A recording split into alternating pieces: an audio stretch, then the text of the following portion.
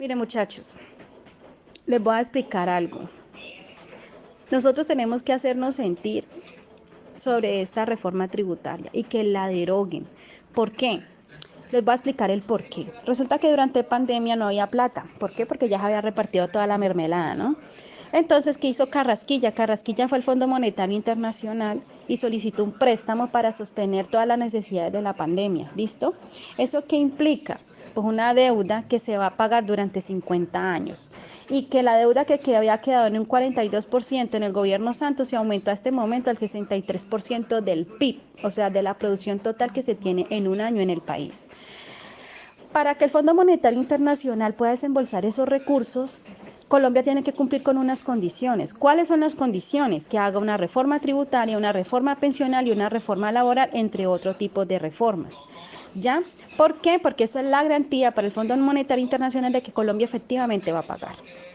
¿Ya?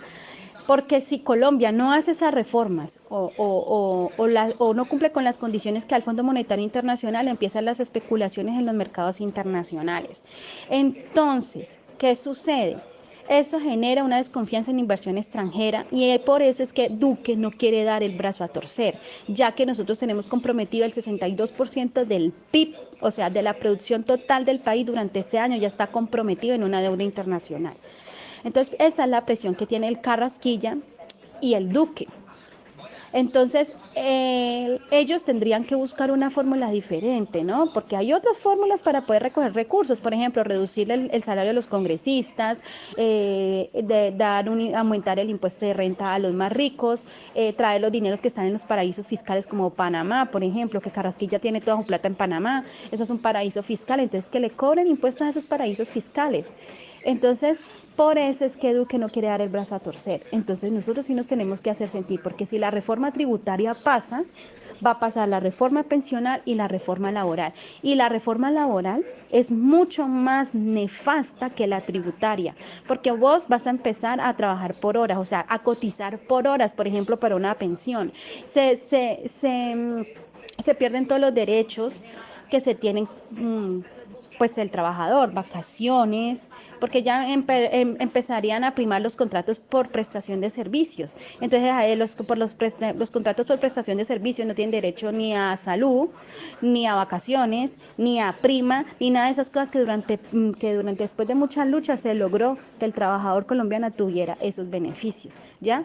Y la reforma pensional ni se diga. Por ejemplo, una de las propuestas de la reforma pensional es que el sobreviviente pierda eso, o sea, que el que se murió y la pensión se muere también y no tiene derecho ahí, su pareja, cónyuge, lo que sea, si es mujer o hombre, pierde ese derecho. Entonces, yo por eso sí estoy de acuerdo con que el país tiemble para que deroguen la reforma tributaria, porque así el gobierno va a saber de que si no pasó la reforma tributaria, mucho menos va a pasar la pensional y la laboral. Entonces, hay que sacudirnos y hacernos sentir de alguna manera. Y yo estoy, para mí, que siga la protesta, que siga hasta que, hasta que el gobierno ceda. Pero no estoy de acuerdo con los saqueos. Eso sí, no. La destrucción de la ciudad sí no estoy de acuerdo. Que se mantenga un plantón, que cierre las vías. Vea, uno de los gremios que arrodilla este país son los camioneros y me alegra mucho que mañana vayan a parar los camioneros. Que los camioneros dijeron que si no se retirara la reforma tributaria, ellos iban a entrar a paro indefinido y eso me encanta.